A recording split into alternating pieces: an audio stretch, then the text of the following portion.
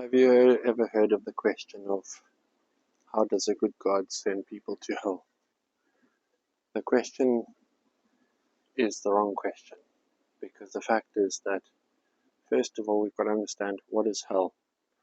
Hell is not a place. It's a state of relationship with God. Because of the relationship aspect of salvation, the fact that that's the core fundamental of Christianity, we need to understand that hell is a state of relationship. It's not a place. So hell is basically, if you think of a relationship you had with somebody and you enjoy it, you love it, you really appreciate the other person, then whenever you're with them, that becomes your paradise. That becomes your heaven, as it were. But as soon as you have a falling out with that person, one that can't be remedied, every time you're reminded of that person, every time you see memories or you think of things that happened, or you go places where you had built those memories of that with that person, that becomes a horror, that becomes an agony, that becomes a small sample of hell, as it were. Now, the trouble with the state of hell is that we are dealing with a God who is infinite. We are dealing with a God who's omnipresent. We are dealing with a God who is everywhere all the time. So if you are in a relationship with somebody and then you fall out with that person, you're no longer in a relationship, you no longer love that person, you actually want nothing to do with them, being separate from them is not hell, it's actually a blessing. And so that's why hell is a problem, but it's because it's not a place so much as it is a state of relationship with God.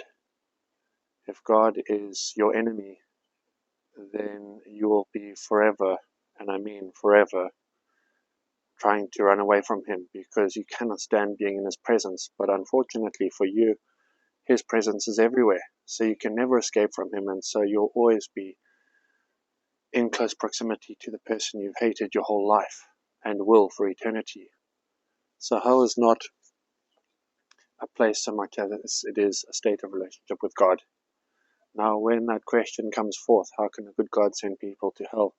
That's asking the wrong question. The question is not how does a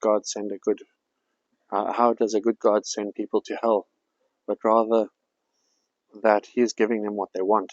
They've never wanted to be with God, and so he says, fine, you don't want me? There you go, have at it. Do whatever you want, whatever your heart desires. All the sinful, wretched stuff that the sinful desires of your heart are basically pouring forth.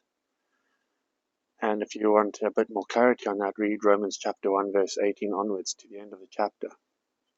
And so when we think about how we need to consider that it's not God who's sending people to hell, but people who are trying to run away from God. God is everywhere, and so in that place where their heart is, that becomes hell, that becomes agony, that becomes absolute aberration of God.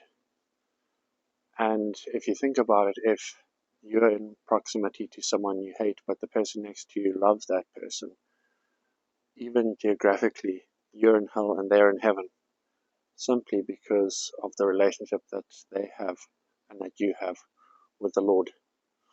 Now, how can that be remedied? Well, thankfully, if you're watching this, it means you're still alive on earth, which means that your hell can still become a heaven. And thankfully, the Lord Jesus Christ has done that for us.